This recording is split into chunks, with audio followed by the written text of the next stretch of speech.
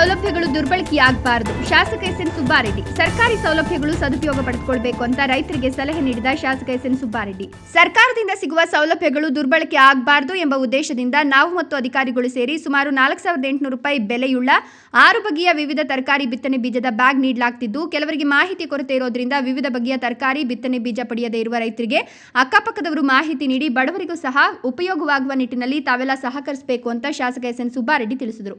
ಪಟ್ಟಣದ ತಾಲೂಕು ಪಂಚಾಯತ್ ಸಭಾಂಗಣದಲ್ಲಿ ಜಿಲ್ಲಾ ಪಂಚಾಯತ್ ಮತ್ತು ತೋಟಗಾರಿಕೆ ಇಲಾಖೆ ವತಿಯಿಂದ ಆಯೋಜಿಸಲಾಗಿದ್ದ ಅರ್ಹ ರೈತ ಫಲಾನುಭವಿಗಳಿಗೆ ಸಮಗ್ರ ತೋಟಗಾರಿಕೆ ಅಭಿವೃದ್ಧಿ ಯೋಜನೆಯಡಿ ಸುಮಾರು 140 ರೈತರಿಗೆ ತರಕಾರಿ ಬಿತ್ತನೆ ಬೀಜ ವಿತರಣೆ ಮಾಡಿ ಮಾತನಾಡಿದ ಅವರು, 2025-26ನೇ ಸಾಲಿನ ಸಮಗ್ರ ತೋಟಗಾರಿಕೆ ಅಭಿವೃದ್ಧಿ ಯೋಜನೆಯಡಿಯಲ್ಲಿ ಸುಮಾರು 140 ಫಲಾನುಭವಿಗಳು ಆನ್ಲೈನ್ ಮೂಲಕ ಅರ್ಜಿಗಳನ್ನು ಸಲ್ಲಿಸಿದ್ದಾರೆ. ತಾಲೂಕಿನ ರೈತರು ಎಷ್ಟೇ ಅರ್ಜಿಗಳು ಬಂದರೂ ಸಹ ತೋಟಗಾರಿಕೆ ಇಲಾಖೆಯಿಂದ ಪ್ರತಿಯೊಬ್ಬ ರೈತರಿಗೂ ಬಿತ್ತನೆ ಬೀಜ ವಿತರಣೆ ಮಾಡಿ ಅನುದಾನ ಕೊರತೆ ಇದ್ದಲ್ಲಿ ನನಗೆ ಮಾಹಿತಿ ನೀಡಿ ಸಚಿವರೊಂದಿಗೆ ಮಾತನಾಡಿ ಹೆಚ್ಚಿನ ಅನುದಾನ ನೀಡಲಾಗುವುದು ಹಾಗೂ ಕರ್ನಾಟಕದಲ್ಲಿ ನಮ್ಮ ಚಿಕ್ಕಬಳ್ಳಾಪುರ ಜಿಲ್ಲೆಯ ಅನ್ನದಾತರು ಅತಿ ಹೆಚ್ಚು ದುಡಿತಾರೆ. ಹಾಗಾಗಿ ಹಳೆ ಕಾಲದ ಕೃಷಿ ಪದ್ಧತಿಯಿಂದ ಸಮಯ ಮತ್ತು ಹಣ ಕಳೆದುಕೊಳ್ಳದೆ ತಾಂತ್ರಿಕ ಪದ್ಧತಿಯನ್ನು ಅಳವಡಿಸಿಕೊಂಡು ಮತ್ತು ಸರ್ಕಾರಿ ಸೌಲಭ್ಯಗಳನ್ನು ಬಳಸಿಕೊಂಡು ಆರ್ಥಿಕವಾಗಿ ಸದೃಢರಾಗಬೇಕು ಅಂತ ರೈತರಿಗೆ ಸಲಹೆ ಕೊಟ್ಟರು. ನಾನು ಸಾಮಾನ್ಯವಾಗಿ ಸರ್ಕಾರದಿಂದ ಏನೇ ಬಂದರು ಈ ನಮ್ಮ ಫಲಾನುಭವಿಗಳು ಬರಕ್ಕೆ ಸರ್ಕಾರದಿಂದ ಇದೆ, ಇದು ಮಿಸ್ಯೂಸ್ ಆಗಬಾರ್ದು ಅಂತ ಹೇಳ್ಬಿಟ್ಟು ಪ್ರತಿಯೊಬ್ಬರನ್ನು ಕರೆದು ಅಧಿಕಾರಿಗಳನ್ನು ಕರೆದು ಈ ಕಾರ್ಯಕ್ರಮ ನಾನು ಮಾಡೋದು. ನಮ್ಗೆ ಯಾಕಂದ್ರೆ ಎಲ್ಲರಿಗೂ ಸಿಗಬೇಕು ಅಂತ ಆಶೆಪ್ಪ. ನಮ್ಮ ಬೆನ್ನೆಲಿನಲ್ಲಿ ಈಗ ನಿಮ್ಗೆ ಕೊಡ್ತಾ ಇರೋದು ಯೂನಿಟ್ ಕಾಸ್ಟು 4,807 ರೂಪಾಯಿ.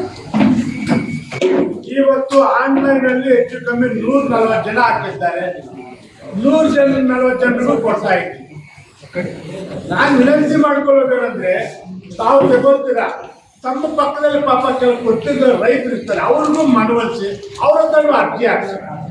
ಇನ್ನಷ್ಟು ಪಾಪ ಅವ್ರು ಕೊಡೋಣ ಬಡವರಿಗೆ. ನೀವು ಅಷ್ಟೇ, ಈ ಹಳೆ ಕಾಲದ ಬೆಳೆಗಳಿಟ್ಟರೆ ಅದ್ರಲ್ಲಿ ವರ್ಕೌಟ್ ಆಗ್ತಾ ಇಲ್ಲ. ನೀವು ವೈಜ್ಞಾನಿಕವಾಗಿ ತರಕಾರಿಗಳು ಬೆಳೆದಾಗ ನೀವು ಆರ್ಥಿಕವಾಗಿ ಬೆಳೆಯೋಕ್ಕೆ ಆಸ್ಪದ ಆಗುತ್ತೆ.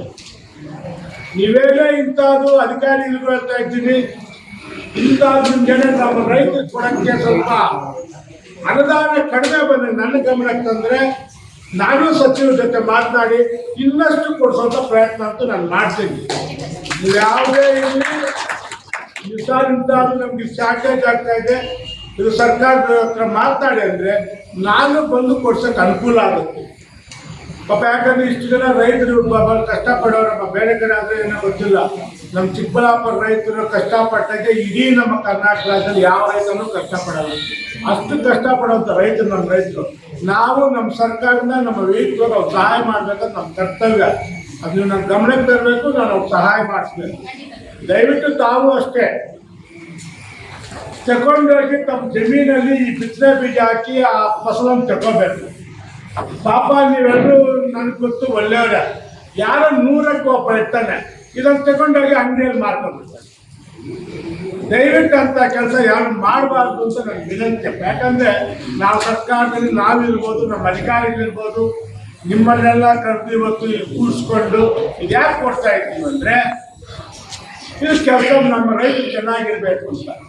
ದಯವಿಟ್ಟು ನಿಮ್ಮ ಸಮಸ್ಯೆ ಏನೇ ಇದ್ರು ಆಲ್ಮೋಸ್ಟ್ ಡೇ ಬೈ ಡೇ ನಾನು ಬಾಗೇಪಲ್ಲಿ ಇರ್ತೀನಿ, ನಾನು ಬುಧವಾರ ಮನೆ ಹತ್ರ ಇರ್ತೀನಿ. ಖಂಡಿತವಾಗ್ಲೂ ಬನ್ನಿ, ನಿಮ್ಮ ಸಮಸ್ಯೆಗಳನ್ನು ಕೇಳಿ ಮ್ಯಾಕ್ಸಿಮಮ್ ನನ್ನ ಕೈಯಲ್ಲಾದಷ್ಟು ಸರ್ಕಾರದಿಂದ ಸಿಗುವಂಥ ಕೆಲಸ ನಾನು ಮಾಡ್ತೀನಿ ಅಂತ ಹೇಳ್ಬಿಟ್ಟು. ಈ ಸಂದರ್ಭದಲ್ಲಿ ಕೆಡಿಪಿ ಸದಸ್ಯ ಗುಂಟಿಗಾನಪಲ್ಲಿ ಮಂಜುನಾಥ್ ರೆಡ್ಡಿ, ದರಖಾಸ್ತು ಕಮಿಟಿ ಸದಸ್ಯ ಬುರಮಡುಗು ನರಸಿಂಹಪ್ಪ, ಸದಸ್ಯ ರಘುರಾಮರೆಡ್ಡಿ, ಟಿಎಪಿಎಂಸಿ ಅಧ್ಯಕ್ಷ ಸುಪ್ರೀತ್, ತೋಟಗಾರಿಕೆ ಇಲಾಖೆ ಸಹಾಯಕ ನಿರ್ದೇಶಕಿ ಲಲಿತಾ, ಶಿವಶಂಕರ್ ಸೇರಿದಂತೆ ಅನೇಕ ರೈತರು ಹಾಜರಿದ್ದರು. ಜಂಗಾಲಹಳ್ಳಿ ಅಶ್ವಥ್, ಪವನ್ ನ್ಯೂಸ್ 1, ಚಿಕ್ಕಬಳ್ಳಾಪುರ.